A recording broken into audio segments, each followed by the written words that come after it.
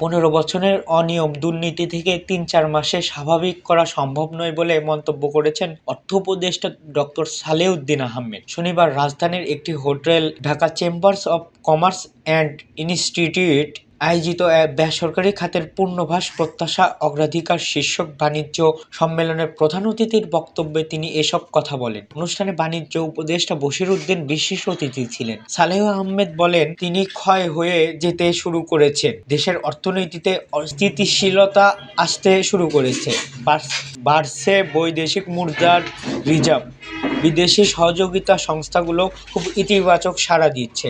আমরা এমন পথচিহ্ন রেখে যেতে চাই যাতে পরের সরকার এসে তা অনুসরণ করতে পারে। এটুকুই বলা যেতে পারে, ভবিষ্যতে কেউ অর্থ পাচার করতে পারবে না। আর বেসরকারি খাতে ঋণ প্রবাহ যেন না কমে সেই দিকে নজর দিচ্ছে সরকার। জাতীয় রাজস্ব বোর্ড প্রসঙ্গে তিনি বলেন, রাজস্ব আদায়কারী আইন প্রসঙ্গতা আলাদা করতে হবে।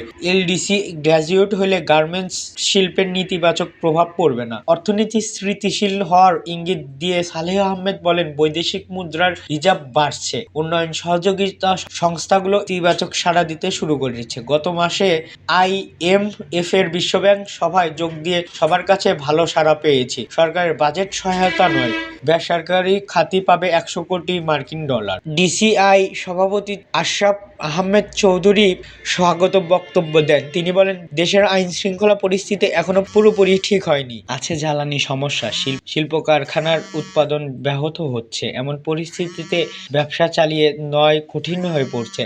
অনুষ্ঠানে আলোচক ছিলেন বাংলাদেশের অ্যাসোসিয়েশন অব ব্যাংকের সভাপতি Abdul Hai Sarkar, association of banks Bangladesh limited Selim RF Rahman. এতক্ষণ আমাদের সাথে থাকার জন্য ধন্যবাদ। পরবর্তী আপডেট পেতে আমাদের চ্যানেলটি সাবস্ক্রাইব করে পাশে থাকা বেল আইকনটি বাজিয়ে রাখুন।